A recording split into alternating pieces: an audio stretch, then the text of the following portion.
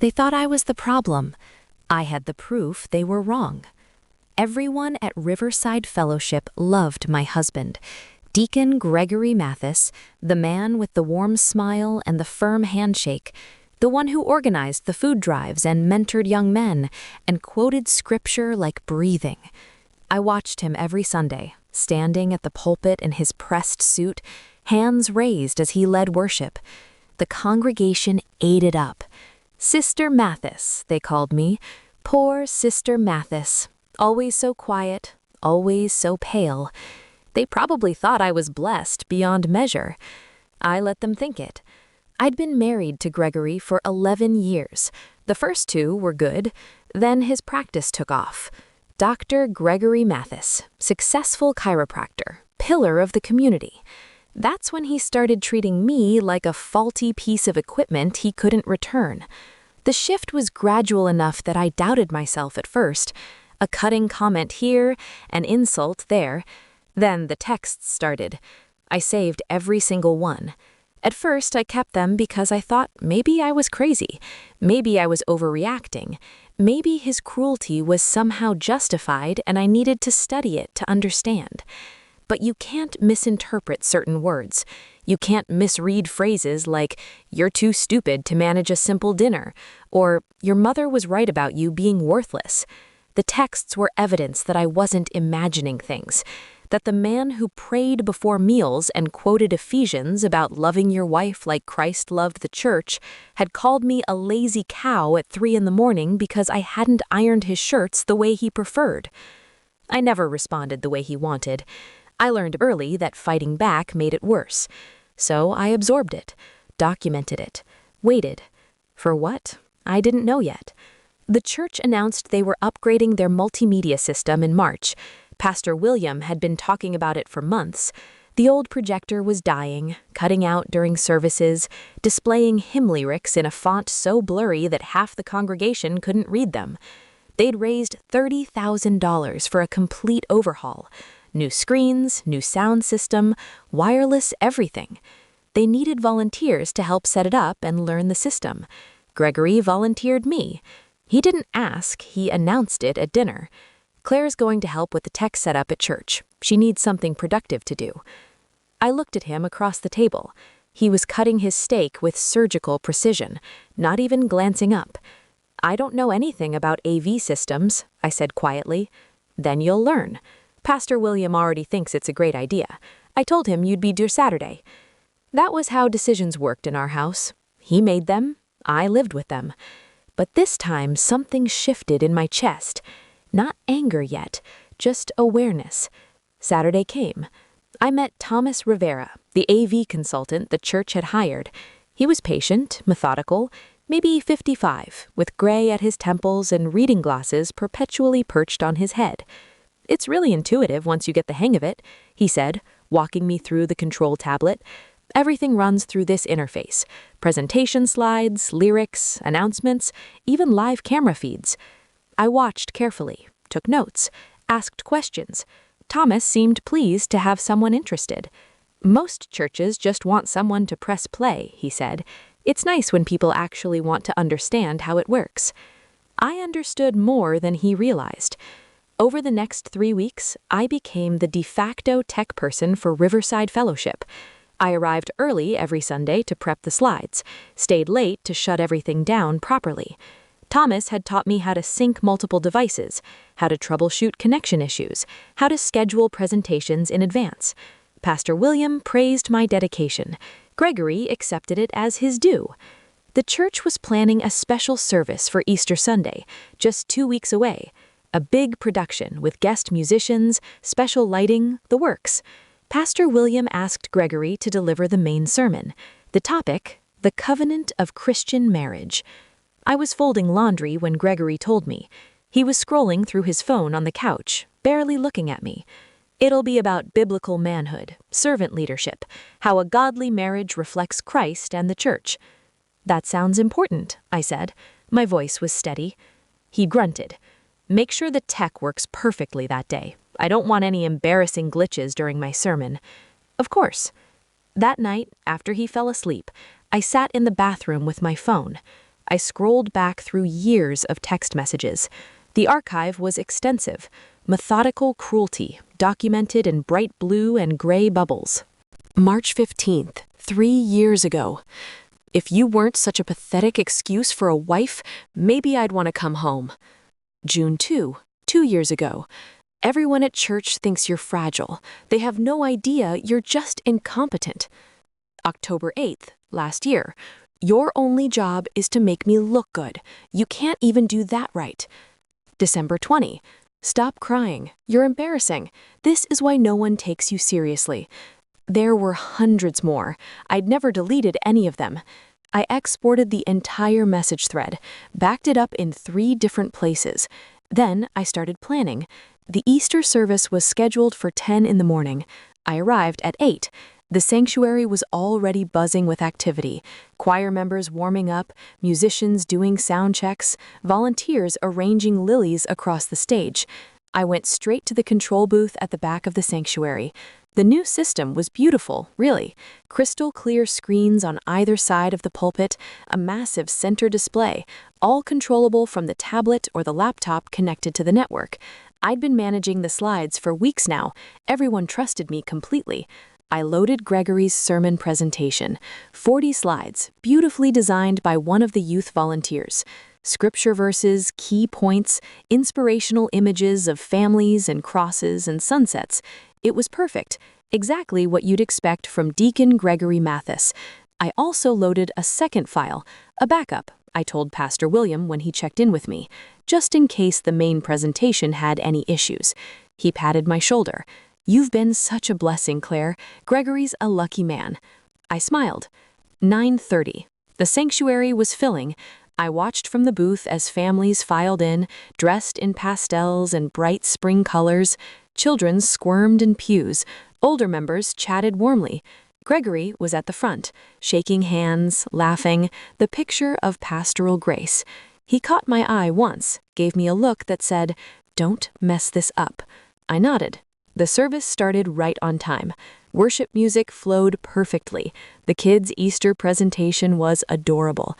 Pastor William gave welcoming remarks, thanking everyone for coming. Then he introduced Gregory. The congregation applauded. Gregory stepped up to the pulpit with his Bible, confident and commanding. "Happy Resurrection Sunday, church family," he began. The screens lit up with his first slide, the covenant of Christian marriage. His voice was rich, authoritative. "Today, I want to talk about what God intended when He created marriage, not what the world says, not what culture tells us, what Scripture teaches us about the sacred bond between husband and wife." Slide 2 appeared on cue, Ephesians 5:25. "Husbands, love your wives, just as Christ loved the church." He was good at this, I had to give him that. His delivery was smooth, practiced. He talked about sacrifice, about servant leadership, about cherishing your spouse as Christ cherished his bride. The congregation was nodding. Amens rippled through the pews. Slide 5, slide 8, slide 12. Gregory was building momentum now, his voice rising with passion. A godly husband protects his wife. He speaks life over her. He builds her up, never tears her down. His words should be a fountain of encouragement, of love, of grace. I let him get to slide 15. Then I made the switch. The technical transition was seamless. One moment, his carefully designed slides were displaying inspirational quotes about marriage. The next moment, the screens showed something different. Text messages, blue bubbles on a white background, timestamps clearly visible. The first message filled all 3 screens. "You're too stupid to manage a simple dinner. I don't know why I bother coming home." Gregory didn't notice immediately. He was looking at his notes, building to his next point about communication in marriage. But the congregation noticed. I watched faces change. Confusion first, people squinting at the screens, trying to understand what they were seeing, then recognition, then shock. Someone gasped. Gregory looked up. His face went white. He froze mid-sentence, mouth open, staring at the screens displaying his own words. The message changed. Another text, another timestamp. "Your mother was right about you being worthless. At least she had the sense to be disappointed quietly." The sanctuary was completely silent now. 500 people holding their breath. Gregory's hand was on the pulpit, knuckles white. He looked back at me in the booth. Our eyes met across the sanctuary. I was standing now, clearly visible in the control window. I didn't look away. Another message appeared. "Stop crying, you're embarrassing. This is why no one takes you seriously." Then another. "Everyone at church thinks you're fragile. They have no idea you're just incompetent." And another. "If you weren't such a pathetic excuse for a wife, maybe I'd want to come home."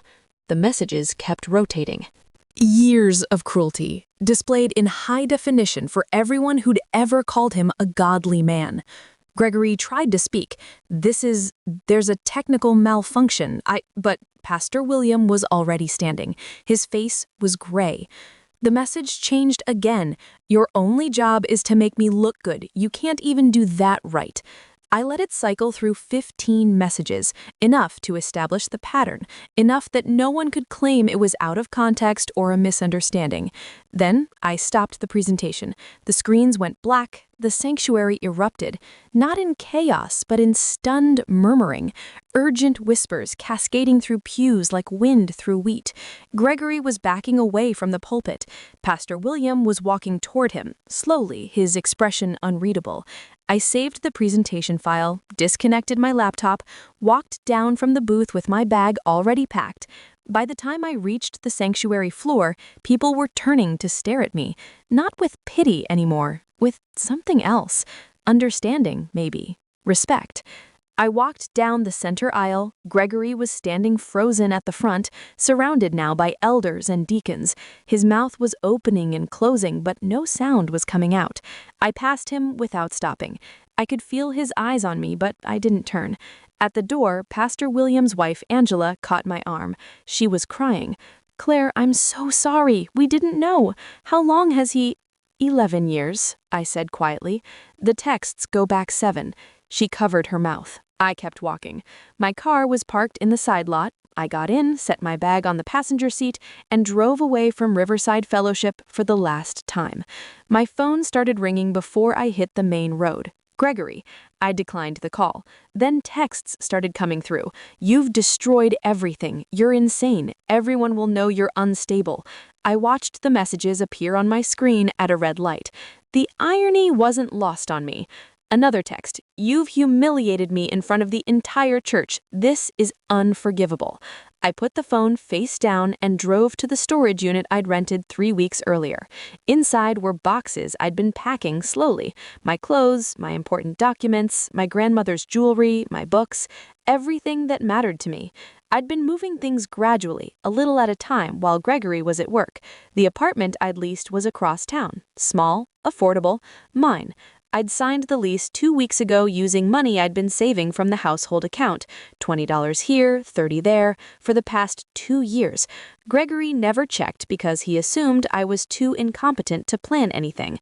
By evening, my phone had 43 missed calls, 12 voicemails. None of them were from Gregory anymore. Word traveled fast. 3 calls were from reporters. Local news had somehow gotten wind of an incident at Riverside Fellowship. I didn't answer any of them. Angela texted me around 7. The elders called an emergency meeting. Gregory's been asked to step down from all leadership positions immediately. Pastor William wants to speak with you when you're ready. No pressure, just know that we believe you and we're sorry. I stared at that message for a long time. Then I typed back, "Thank you. I'll be in touch." I didn't hear from Gregory directly again until the divorce papers were served 2 weeks later. His lawyer tried to paint me as vindictive, unstable, a woman who'd orchestrated a public humiliation because of marital disagreements. My lawyer presented the full archive of text messages, 7 years of documented emotional abuse. The judge's face said everything. The divorce was finalized in 4 months. I got the house. Gregory didn't fight it. He'd moved into a condo downtown and stopped attending Riverside Fellowship. From what I heard through Angela, he'd tried joining 2 other churches, but word had spread. Pastors talk. Congregations remember. His chiropractic practice took a hit, too. Patients started canceling appointments. Google reviews mentioned the incident. Not many, but enough. Enough that his reputation had cracks in it now. I didn't take pleasure in that exactly, I just noticed it. The apartment I'd rented turned into a rental house 6 months later, something with a small yard and morning light in the kitchen. I started attending a different church across town. Smaller congregation, no one knew me there. I didn't volunteer for the tech team. I sat in the back and listened and left quietly. It felt right. A year later, I was managing social media for a nonprofit downtown. The work was simple but satisfying. I was good at it. My boss actually said so out loud, without it sounding like a threat or a surprise. I'd forgotten what that felt like. Sometimes I still have the text messages. I've never deleted them. They sit in a backup folder I don't open anymore but can't quite erase. Evidence of something survived. Proof that I didn't imagine it, that I wasn't crazy. That I was strong enough to wait until the right moment. Angela and I get coffee sometimes. She tells me about Riverside Fellowship, how they've implemented new accountability structures for leadership, how they're taking allegations more seriously now. "You changed things," she said once. "I didn't mean to," I told her. "I just wanted out." "Same thing sometimes," she said. I think about that moment a lot, standing in the booth, watching the screens light up with Gregory's own words while he talked about loving your wife like Christ loved the church. The gap between what he preached and what he practiced, displayed for everyone who'd ever believed in him. I didn't yell, didn't make a scene. I just showed them what was already true. The system malfunction was his character. I just made sure everyone could see it. That was the last time I felt invisible. I never saw him again. You've just stepped into her revenge side, where every wound finds its justice, and every silence ends with truth. If her story struck a chord, make sure to like, share, and subscribe. Your support keeps these stories alive. Another secret waits in the next video. See how her revenge begins.